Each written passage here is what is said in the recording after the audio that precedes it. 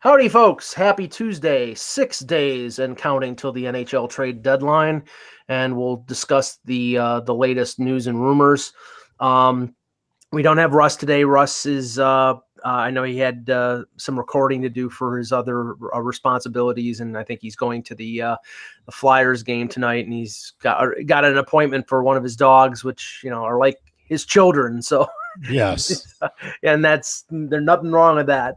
And Ack may drop in, but he may not. So we'll forge ahead with Peter and myself. And just as a brief pre-show, and then we'll get into the latest stuff. Manny Machado, one of the dynamic duo of free agency in baseball, just signed about an hour or two ago with San Diego, and he got $30 million a year for 10 years. Now, there was a lot of talk, Peter, about like him taking 6 or 7 years and not getting as much, and there was sort of like a stare down between him and his representative and Harper and his representative.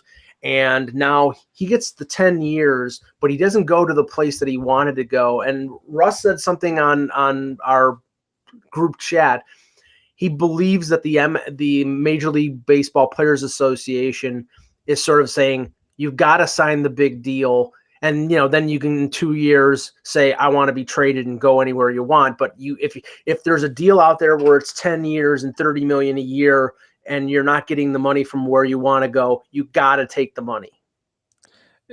Which is incredible because, we've had stories of collusion by athletes against sports franchises. This is sort of a reverse collusion to help forward the agendas of players and contracts, meaning take it, deal with it, because it's in the best interest of everyone, not your interest. And while I applaud, if that's really true, I applaud someone for being such a team player, because man, it must really suck to get paid $300 million. Yeah. And I can't imagine how hard that is to take that against your, what you really want. Yeah. But 30 million a year to live in beautiful San Diego, where it's nice. The best climate in North America. Yes. And you get everything. It's never too hot. It's never too cold. It's a stone's throw from wherever you want to go. That's fun. The women are beautiful. Who cares that the Padres are a disaster? But that's right. And then the thing is, I think it was Eric Hosmer who won a World Series with Kansas City. He signed a big deal with San Diego, and he had a terrible year. Nobody knew about it because it's San Diego. They were out of it. I don't know. It's just. You know what? I'd go take $300 million to stay 10 years in Tuktoyaktuk on the Beaufort Sea. I mean, let's just be honest here. That's good. I like that. All right, let's start the show. Hello, Hockey World. Today is Tuesday, February 19th, 2019. I'm Peter Tessier in actually getting balmy Winnipeg again. It's balmy again. Yep. And I'm Michael Agello in 9-degree Buffalo, but there's no wind and it's sunny. And this is the Hockey Buzzcast here on HockeyBuzz.com. As I said, 6 days to go in the deadline. Nothing of major consequence in terms of trades other than Peter Holland being traded for Darren Radish, which was I'm sure everybody that kept everybody up at night. But no, I'm not wearing gray. Sorry, this is olive drab. Yeah, olive drab. You're wearing it's like you're in your khaki military wardrobe now. Exactly. I'm wearing gray for Mike. So Adam, right there. Sorry. Yeah. Okay, so there was no movement on any of the major fronts, but again, we talked about it yesterday, Peter, and it seems to be the conventional wisdom regarding the whole situation with Ottawa, and we'll start there, is that Dorian is going to make his move early. He's going to have to, because he's got so much to clear out in terms of the 3 UFAs, that he's got to make one of these moves. Maybe he can wait till the 11th hour for Duchesne or Stone, but I think with the other one, he's got to make his move early, because he can't get all those deals done at the same time. No, he can't. He's got to do something, and I guess the interesting thing now is we talked about this before the show went on air, is we have Elliot Friedman's 31 thoughts, and you talking specifically, his number 2 one is on Duchesne. And that's, I think, the interesting point here is that somewhere in there, he's got a lot of balls in the air, and he's got to get one out of the cycle. Right. And, maybe it's Duchesne first, maybe it isn't, but it's I wouldn't want to be in this situation coming to the trade deadline with 3 and possibly 4 if CC even becomes involved in this too. Yeah. That's way too much to deal with and do it well. You've got to make a decision and move on really quick. Well, and the thing is, I mean, they can wait on CC because he's an RFA. I mean, all it's going to cost them is a qualifying offer right after the season. You really have to concentrate on the 3 UFAs, to a lesser extent Dzingel. But I mean, I think that, Stone and Duchesne take precedence. But, Dzingel's having a good year, and you have to sort of maximize your value. Like I said yesterday, I don't think it makes sense for Dorian in terms of getting best value to trade 2 of them in the same deal. Now, maybe if they get overpaid, I mean, if say Winnipeg they want Stone, they're going to sign him long term, and they want Dzingel as the rental throw in. Yeah. Okay, but I think you make more if you're Dorian if you make 3 separate deals. Now that's a lot more work, but I think you have a possibility of getting more in 3 separate deals than 2 and 1 or 1 and 2 or whatever. Yeah, I think he should really. I mean. Look, I've never sat and looked at what the idea of negotiating for a player trade is, but I've done negotiations in business before. And I think one of the things you have to do is you have to sort of do a process point of what am I prepared to go forward on and what am I prepared to put to the side? And if he's trying to keep a bidding war going, keep people in, you may have to whittle it down to 2, maybe 3, instead of keeping this loose group open that's referred to as maybe 5 or 6, because at some point, all they're doing is making your life harder for you. And you've got to go and say, no, I've got this to deal with. This is my time. You give yourself, you and your team, your internal timeline on what you got to deal with. And you work the 3 strongest ones to come to the table with the best offer. And then you go from there, particularly if he's got to do it with 3 times. And your point, Mike, about adding Dzingel in and getting more value if it's separate, I think is bang on. I think any GM is going to try and clog the waters for Dorian by saying, oh, look, well, I'll do this. And then you can throw him in. And the next thing you know, you're losing perspective of what you're actually selling. And because the other person's trying to pull a 3-card Monty on you. You see it one way and then boom. And that's what they should be doing. But you've got to prevent yourself from falling into that trap. And separating them all is the best way to do that. Well, I mean, Jason in the chat is saying here Dorian needs to win these trades, and I mean, I get that. I mean, I don't think he signed an extension, so he's not getting fired. But the thing is, I mean, I don't think that. I mean, he was between a rock and a hard place when it came to Karlsson.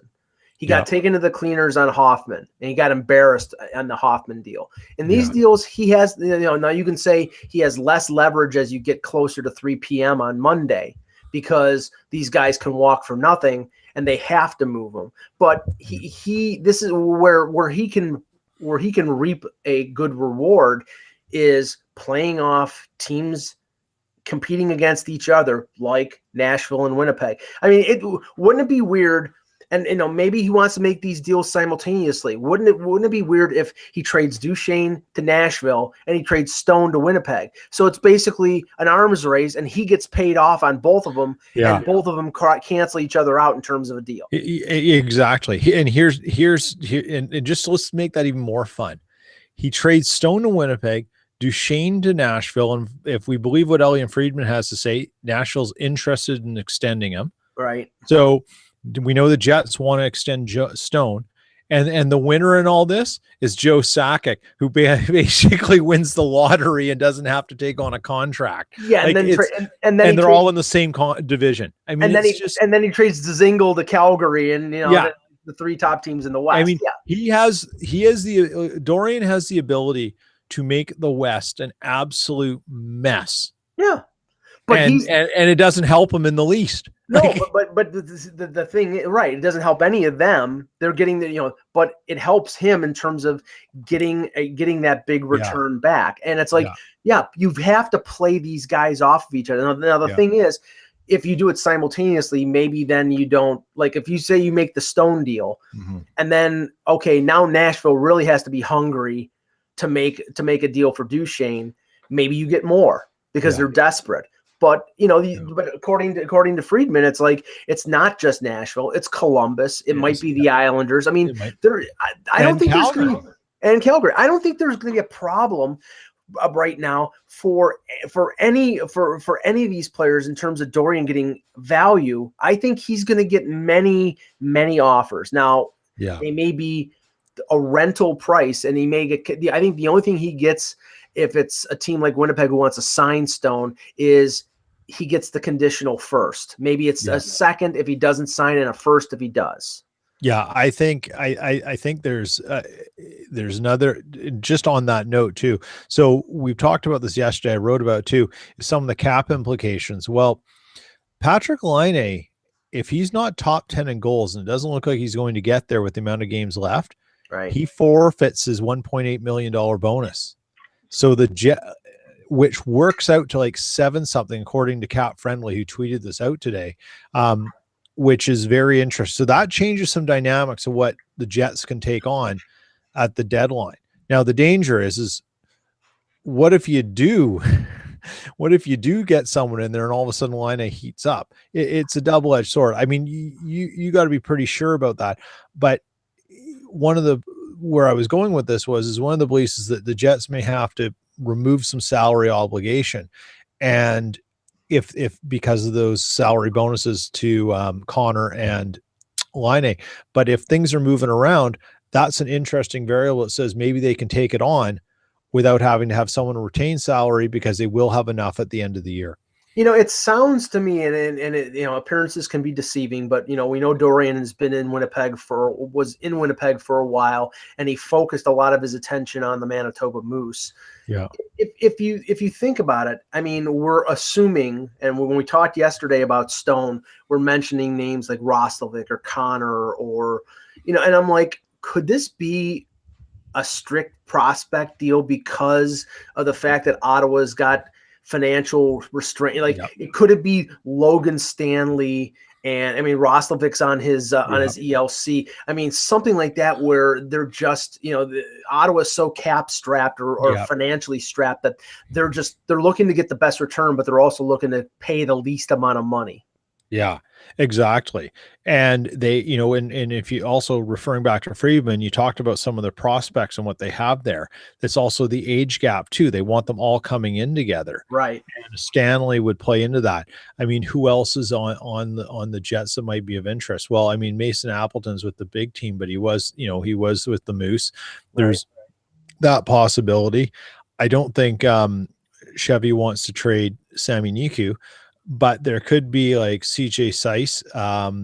There could be a few guys in there that are maybe not your top, not destined to be number one first liners, but could be a third or fourth line quality player in the right age gap that you want.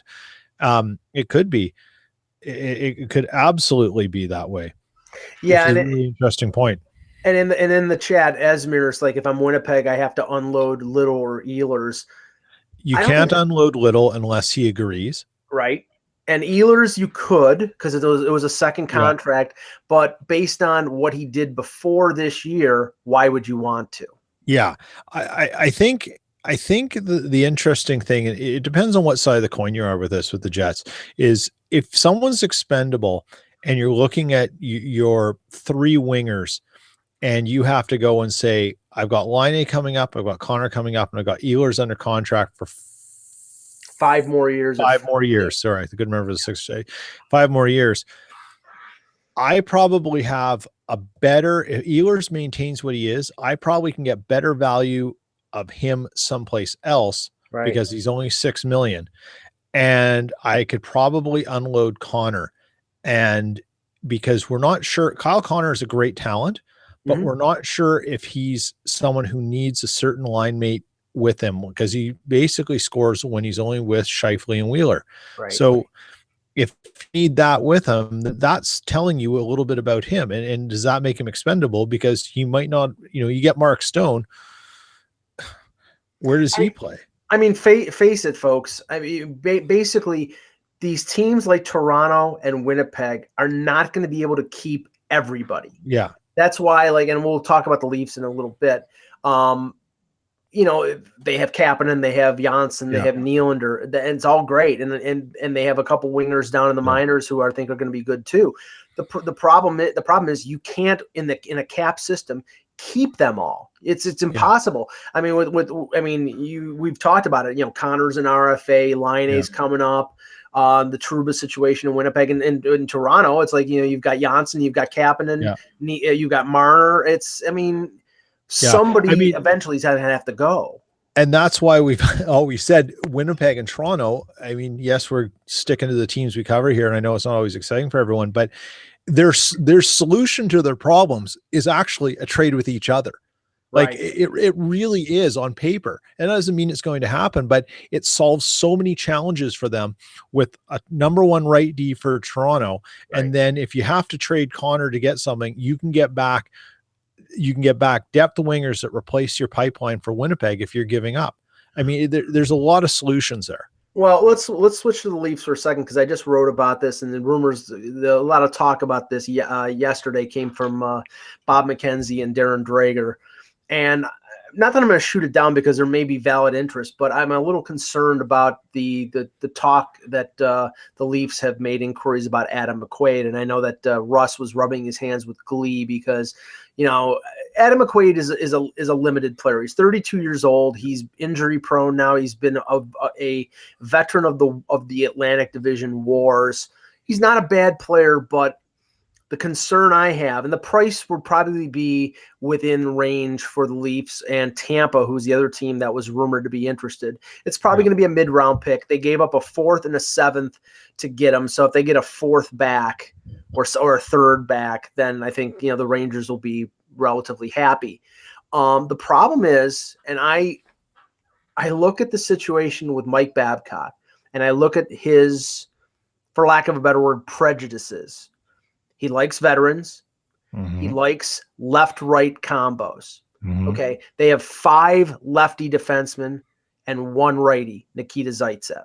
So if they acquire McQuaid, they're more than likely Babcock is going to play him in his top 6. And who is the guy to sit out? It's not going to be Zaitsev because he's the only other righty, and they want to keep his value up.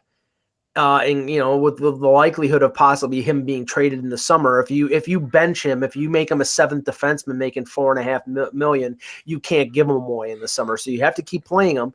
So who are you sitting? And the only guy I can think of that they're going to sit, and I think it would be a big mistake, would be Travis Dermott, because he's a second-year guy, and McQuaid is a grizzled veteran. And that is the biggest of errors if they do that. So if they're going out and getting a depth defenseman or righty, I get that, and I think that's the right way to go. But it's got to be somebody who doesn't supplant anybody in the top 6. And or they have to go out and spend the assets to get the top 4 guy. If they do that, that's fine. But you cannot sit a guy like Dermott, who is your future, for the right now. That's the concern I have. Exactly, and I think this is one of the things that has sort of dogged Mike Babcock during his time in Toronto, is sort of his adherence to things.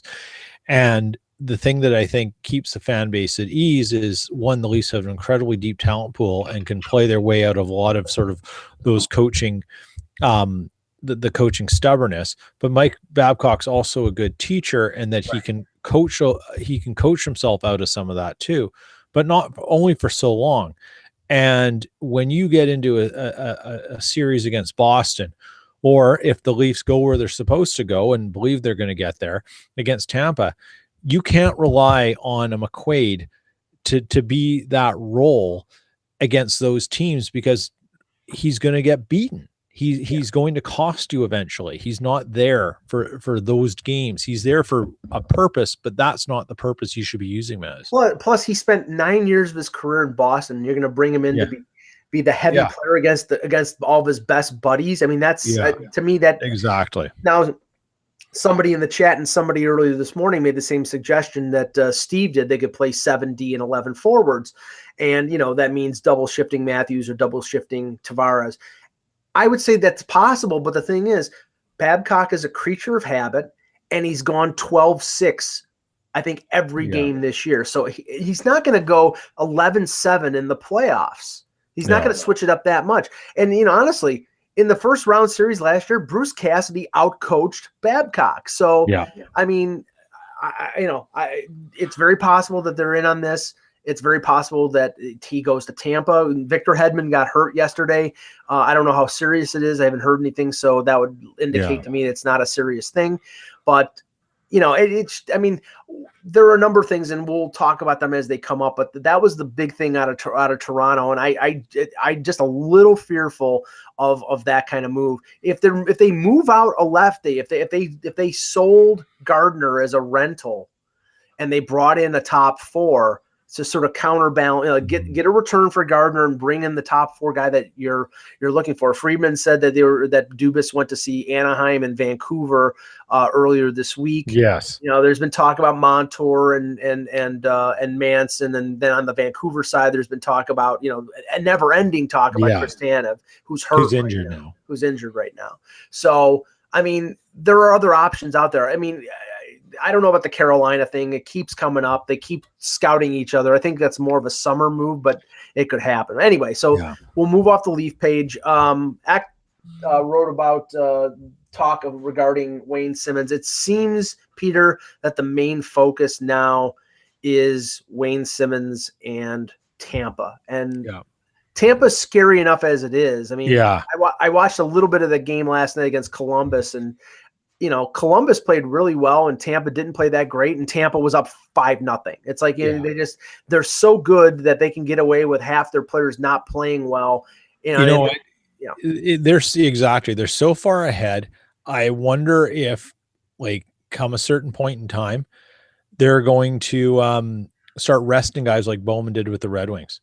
Yeah, and I mean, and how unfair would that be to Kucherov, who's basically having the best season since Sidney Crosby went before he got his concussion.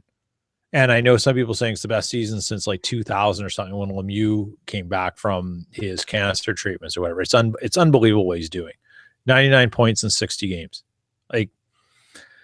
It's unreal. And not everyone should be scared. And you wonder too, do some GMs ever sit and say, well, yes, we need to win. We need to be competitive. Our fans want to see us try. Right. But if that's what's eventually in store for you, do you say, I don't want to try it at any cost because I have to get through that at some point? Well, I mean, I think that's a deterrent to actions.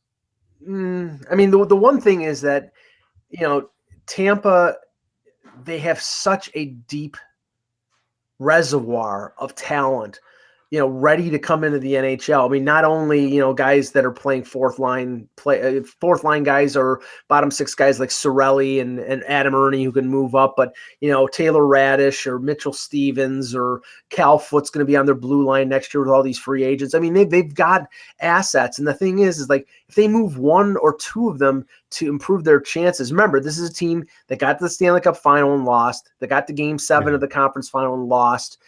They're probably going to make changes this summer because they're going to have to open up cap space for points. So Tyler Johnson could be gone. Ryan Callahan could be gone. Half their veteran defense could be gone. So this is like a one-shot deal for them. So I don't blame Julien Brisebois for, maybe selling a little bit selling some of his assets to get that one player that really helps them, because he's got more assets coming. And they're so good at scouting. So, okay. So good at scouting. Yeah, so good. I mean, it's Eck reports that Sergei Bobrovsky, the interest in him is picking up.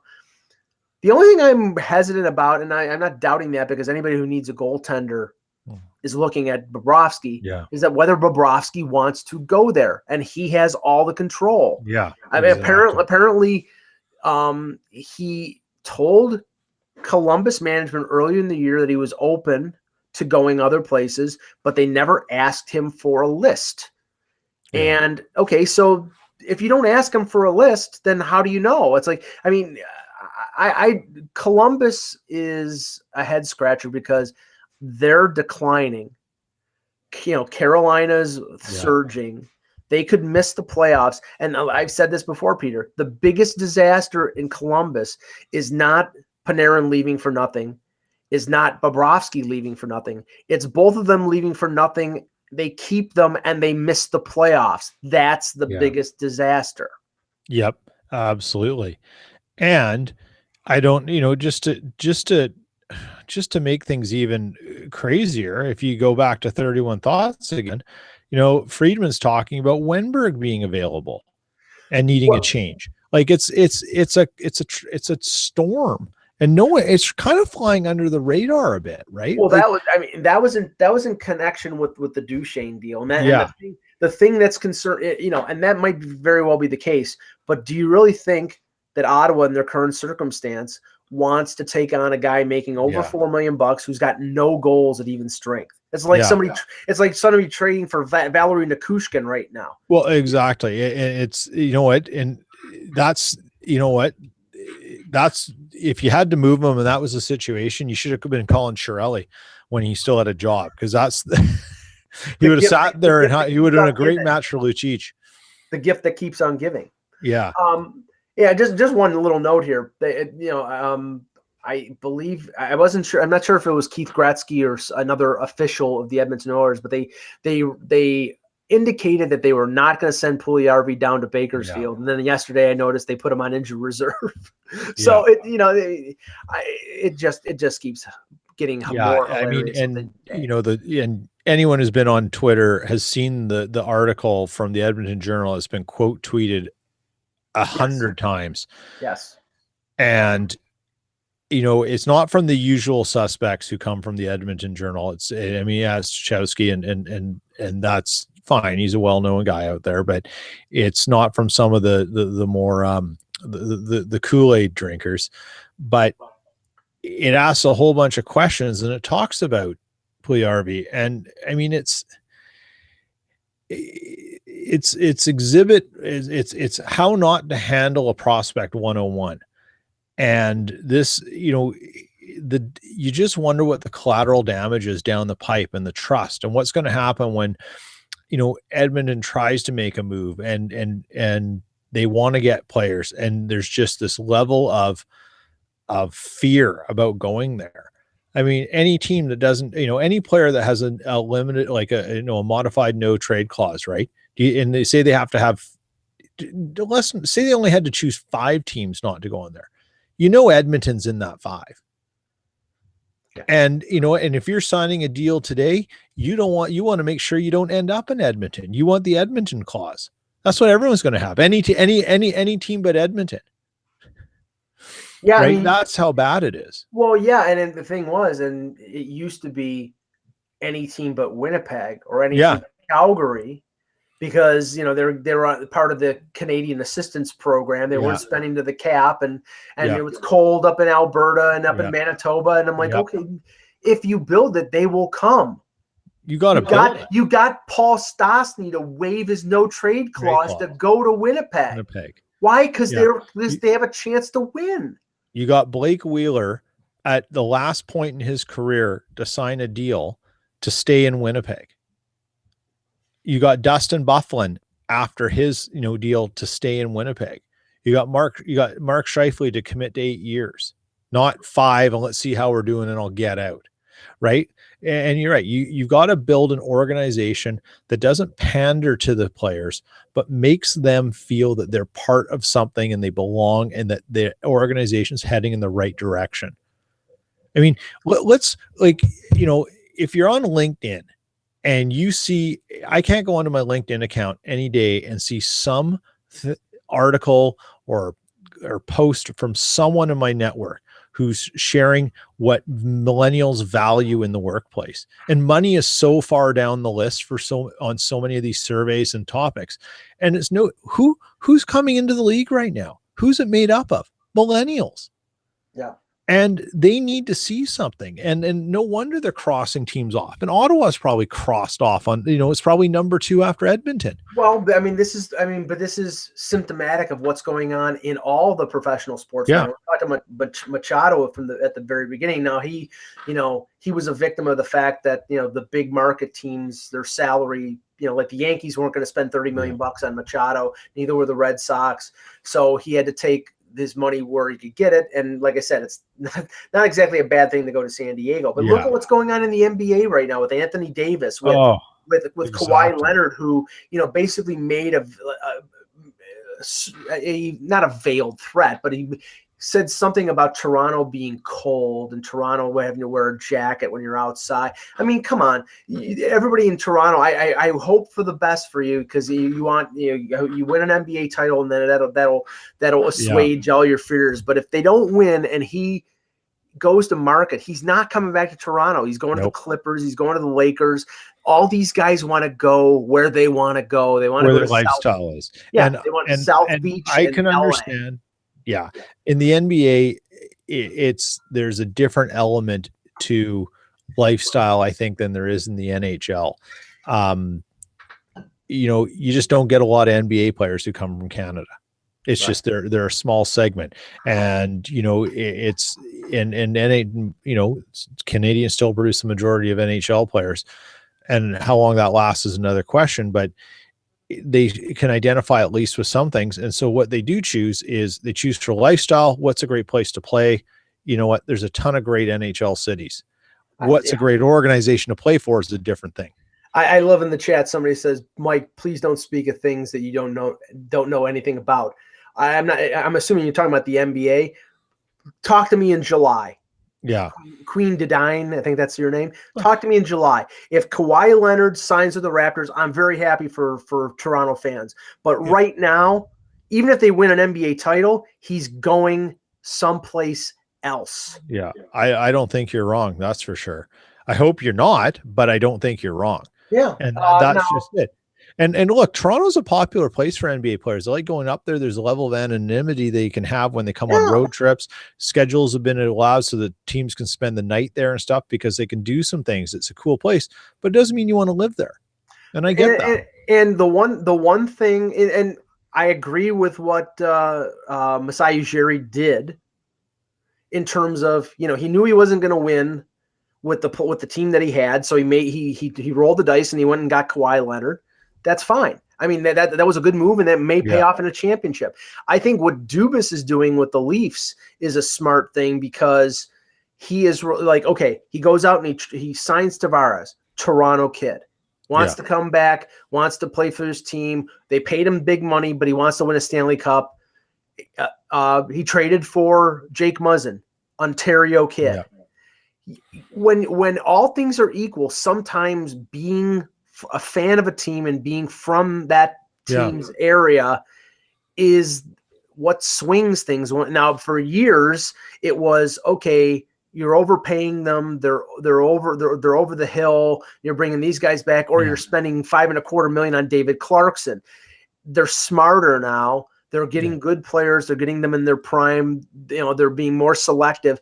But I think the difference over the next 2 or 3 years, when they have to go out and get players and get them to take a little cheaper of a contract for 1 year, the fact that they're from the Toronto area is going to be, and the fact that they can play with Matthews and Tavares and be in Hockey Night in Canada and drive up their numbers, that's going to be a factor. Yeah. Look, it's played into teams' wheelhouses and all sorts of fronts. The Jets don't have anyone from Winnipeg, but how many guys from Minnesota do they have? And how many have they gone through? How many kids from the northern U.S. have they tried to get? Yep. It's unbelievable. For good reason. They can identify in somewhat with where they are, and that helps. Look, I mean, do you think when Calgary went and traded for Jerome McGinley, the idea that he was from northern Alberta didn't play a bit of the idea in like who they were acquiring? He's from Edmonton, wasn't he? Yeah, exactly. He's just from outside Edmonton. So, that aspect of getting him there, okay, we can get this guy and keep him here, is huge. And teams think about those things. And the other thing too is the Leafs had to straighten out so much of what they were doing, Because you know what? If this was under the Brian Burke regime, there is no way John Tavares is signing that deal. Right. He's not coming here. I agree. He's smart too. Yeah, but well, honestly, the only reason, and we'll get off the Leafs here, but the only reason that Tavares signed there is because the Leafs bottomed out and they got Nylander, Marner, and Matthews in 3 consecutive drafts. And they, you can say they tanked, they did. Yeah. But they needed to do that. Yeah. They needed to clear out the Phaneufs and the Kessels and that group and start anew, and they did that. So I mean, and it took everybody. It took Mark Hunter's drafting. It took Lou Lamoriello's ability to navigate the NHL. Anyway. Just touch on a couple things from last night. Blackhawks and Ottawa Senators 8-7. I turned this game on. It was like 5-4, and then I just kept watching. And it's just like, I mean, talk about no defense, no goaltending, no nothing. It was just pure offense and a little bit of incompetence on the ice. But the Blackhawks are a point out of the playoffs. It's unreal. Yesterday I said, you know what? It hasn't, their play hasn't moved the needle. Actually, it has. I didn't even realize they're that close. You sort of get, you don't check at the standings. You kind of look at the top and then you realize, wait a second. Yeah. Like, heads up. And who's going to want that? Is there not? Who wants to face them as the 8th seed? Well, geez. Yeah. I mean, San Jose, Calgary, Winnipeg, Nashville. I mean, it would be funny if it was, Nashville's building up all this thing for a Stanley Cup run, just like Chicago did a few years ago when Nashville swept them, and they play Chicago, and Chicago does the same thing to them. Yeah, exactly. But the thing is, though, DeBrincat with a hat trick. He's got 32 goals. I mean, I have to say this: the 2015 or the draft. I think it was 2016 actually. That he was picked in the 2nd round. I did a lot of I went to a lot more OHL games, did a lot of, not scouting because I'm not a scout, but just a lot more observation, a lot more work on the draft because the Leafs had so many picks and I was looking at, what they possibly could get. And they had a late first from one of the deals that they made. I think it was the Pittsburgh pick from the Kessel deal. And the guy I thought they should take either DeBrincat or Taylor Radish. And they ended up trading that pick for Freddie Anderson. And then DeBrincat, because he was a smaller guy, goes into the 2nd round. And Russ and I are at the draft, Peter, and we look at each other. And I think he was doing a show at the time, and he texted me, and he's like, of course, Chicago, now he is going to be a star there because, talented 250 goal years in the OHL. And the smart thing that Bowman did, we talked about it yesterday, getting Kajula from Edmonton, getting rid of Brandon, cheap. Getting Dylan Strome and Brandon Perlini, for Nick Schmaltz, and that deal. I mean, that looks like a grand slam home run right now. Exactly, and he found a way to do it. I mean, I don't know what sorcery he's saying on the phone when he's talking to other GMs, but my goodness. Yeah. Now a couple other games. Avalanche beat the Golden Knights 3-0. So they I think they were like 1-10-2 in their last 13 games. So I mean, I don't know if that's going to turn things around. I mean, it's so dramatic how good they were in the first half. Yeah. It's like them and St. Louis switched uniforms because they were good in the first half and St. Louis is unbelievable in the second half. It's just the Brew. Now, did you see the replay of the Chris Wagner goal? Please. I'm sorry. I know I'm a little bit biased here because the Bruins and the Leafs are in a race for second place right now, and this puts the Bruins 3 points up on the Leafs. But that was not a goal. It should have been waved off for high sticking. First of all, with 2 officials and 2 linesmen, what were you watching? And if we're going to sit through these wastes of time on offsides that can sometimes come 40 seconds before a play's finished or scored or something, and the only time that an offside's ever reviewed is if there's a goal. The goal is the thing that triggers an offside review. Nothing else does. You wouldn't call for a review for any other reason. So yet this isn't reviewable. It's insane. Yeah, Like, did the puck go? And then there was the puck that didn't go over the crease the other night, or was it last night too? It's just, there's the NHL. It doesn't want to get things right. It wants its own version of what the game experience should be. And that's what's troubling, I think, is make it right, put the parameters in. And if it isn't conclusive in a minute, it's not going to be conclusive in 2 minutes or 3 minutes. Just put a timeline on it and off you go. Well, I mean, apparently what they said was he hit it with a high stick, then he hit it again before it crossed the goal line. But it's honestly, still a high stick. If you hit the puck with a high stick, I thought it was supposed to be whistled down. Yeah. So how?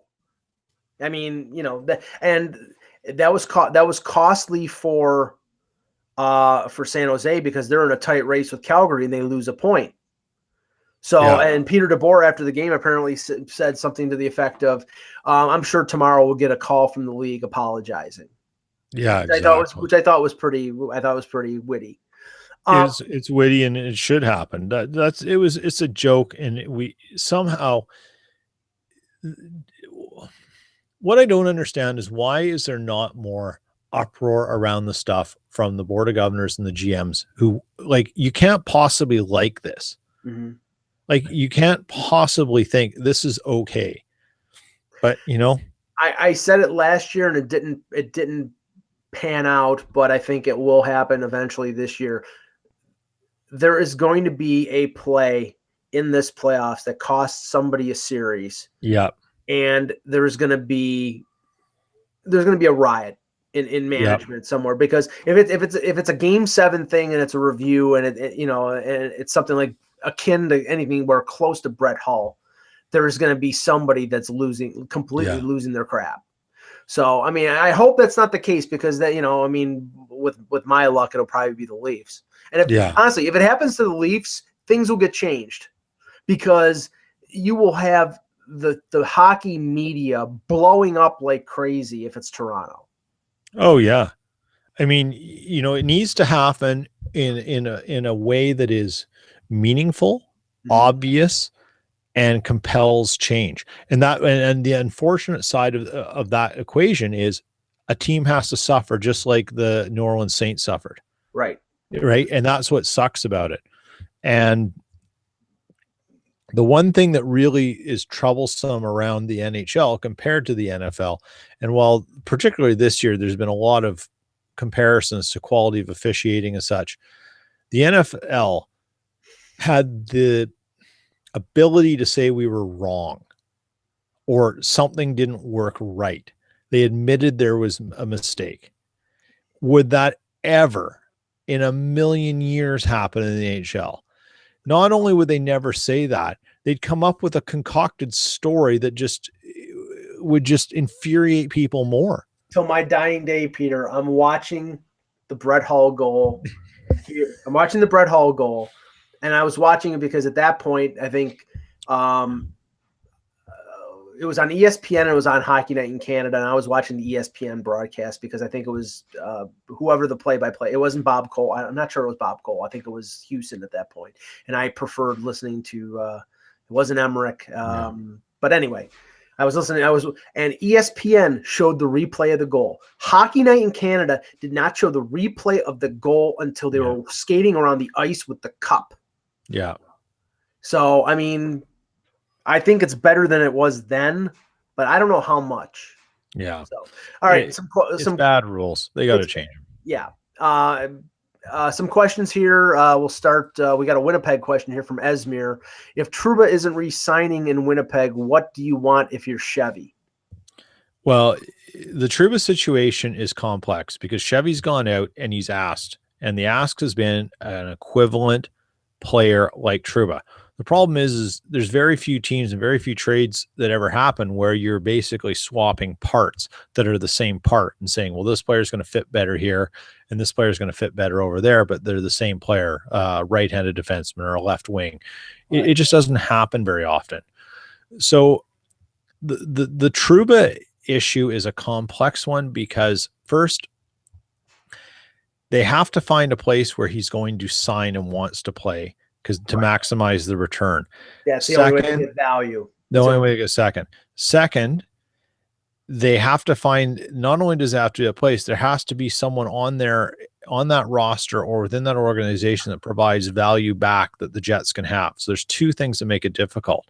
Right. I think it's more likely than not that given the Jets depth and forwards in the organization as opposed to defense, and the fact that Myers is also up for free agency, that Trouba is dealt for a forward and maybe not like a Nick Ehlers quality forward, so to say, but a quality forward and a draft pick or a prospect. Trouba for Nylander.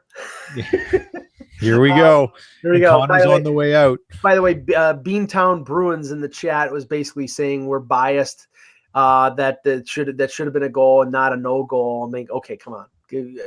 Look, black and gold sunglasses. I'd say it was a goal. I'm not biased against the Bruins. I don't care. That's just a bad NHL issue. It's not against the Bruins. And if it was Chicago or if it was Winnipeg, I'd say the same thing. You've got to get the calls right, and that wasn't right. I think he's more referring to me because I said but honestly, if it was anybody, I would have said that's a no goal. But anyway, Mike Doyle asks, Mike, do you think the Pens can use Jarry, meaning Tristan Jarry, their goaltender, one of their goaltenders, in a trade for a defenseman? I just looked at cap friendly, and I think they have like less than $100,000 in cap space. Yeah. Now they have Oli Mata on IR. I think they probably can massage that to put him on LTIR to open up space. Jerry's one of the few assets that they haven't traded yet. Yeah. And I think he's an NHL goaltender. They do need help on defense. So I think it's possible. I mean, if it's the right team that needs goaltending depth or goaltending help, I think you could pull that off. But they're prepared for that because they extended Casey DeSmith and they have Murray. The only thing you have to worry about, and Russ has said this before, Murray gets hurt in the playoffs every year.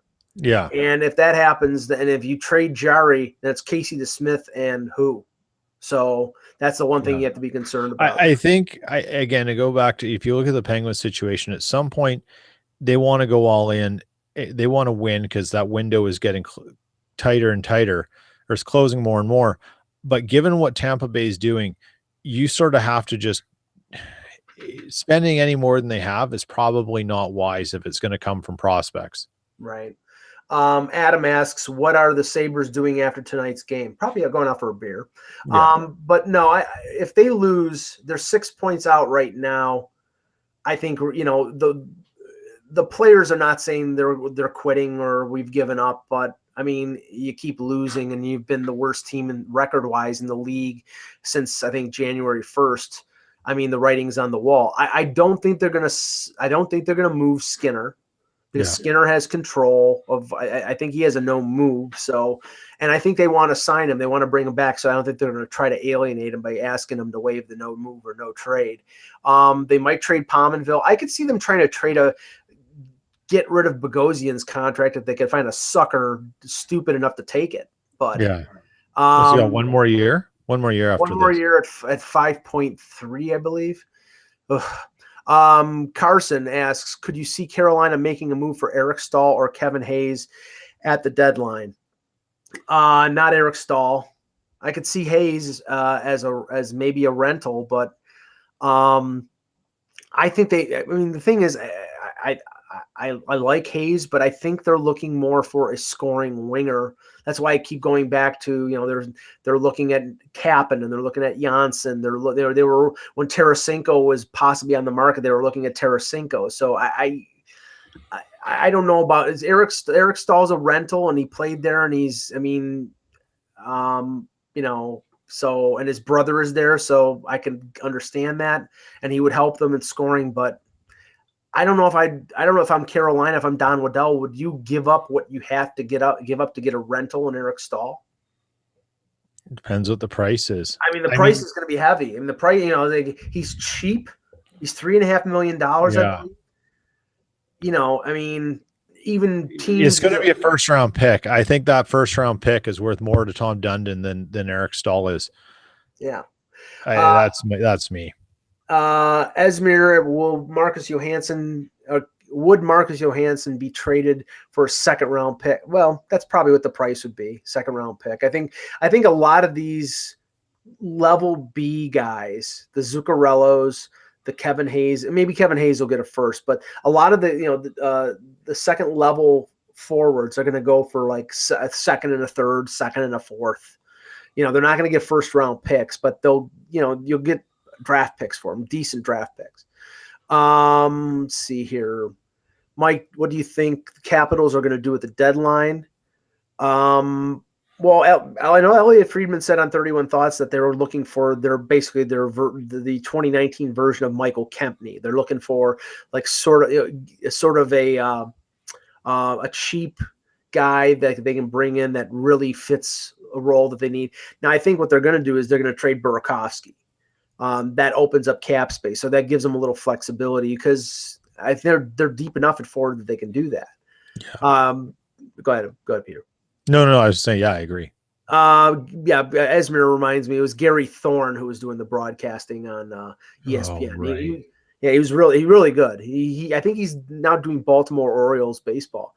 Let's see, one or two more questions. Let's see here. Will the Blues winning streak come to an end? Of course, that's a Leaf fan, so who knows? 10 in a row, and Bennington is playing tonight. So, Fash Out says Bogosian for Nikita Zaitsev. If I were the Leafs, I would do that. But let's just finish with this. A lot of people think that they will not have much of a problem trading Nikita Zaitsev in the offseason. And maybe it's a situation where, it's the grass is greener on the other side and he's playing badly in Toronto, but he goes someplace else and plays well. And he's making $4.5 million, which is not like prohibitive, but you watch how he's played. And I was a big proponent of him after his rookie year. I thought the 7-year deal was a little pricey and a little too long, but I don't know if they can trade him without taking a bad contract back or without throwing a sweetener in the deal. There are people out there think, oh, they'll be able to trade him. No problem. They'll get draft picks back. It's 5 years. Yeah. 5 years is tough. Even for a good player. Yeah, it's really tough. And but I mean, it's an interesting idea. I think Zaitsev is more valuable to the Leafs in the short term of this season and playoffs than Bogosian is because he won't be playing. Right.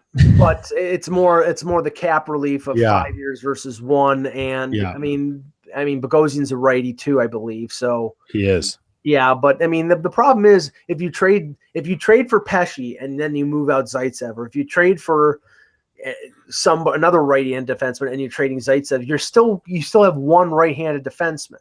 Yeah. So the thing is, I mean, you may want to move Zaitsev, okay, and clear out that salary, but your problem is still a problem because that means you're going out and have to get two right-handed defenseman. And then the only reason that's a problem is because Babcock wants left-right combos. Mm-hmm.